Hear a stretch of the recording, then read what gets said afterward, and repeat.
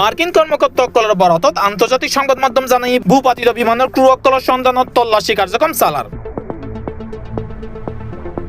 ইরানের আকাশ সীমাত একখান মার্কিন যুদ্ধ বিমান ভূপাতিত হইবের ফরতুনি উত্তেজনা আরো বাড়ছে।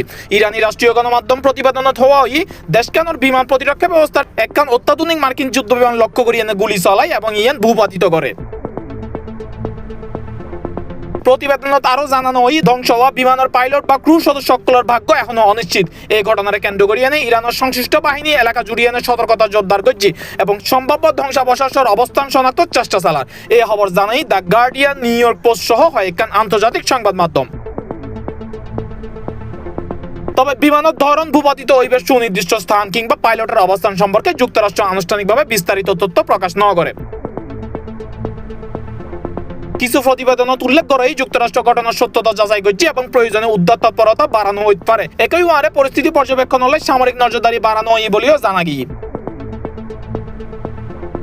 সাবেক মার্কিন নৌ কর্মকর্তা হারলান উলম্যান এই উদ্ধার অভিযান লইয়ে মতামত জানাইতে যাইন হই বিধ্বস্ত F-15 যুদ্ধ বিমান পাইলটরে উদ্ধারের যে কোনো মার্কিন অভিযান হইব অত্যন্ত বিপজ্জনক। কারণ অভিযানত হেলিকপ্টার ও SC-130 গানশিপ ব্যবহার করিব, পদাতিক বাহিনী নামাইব।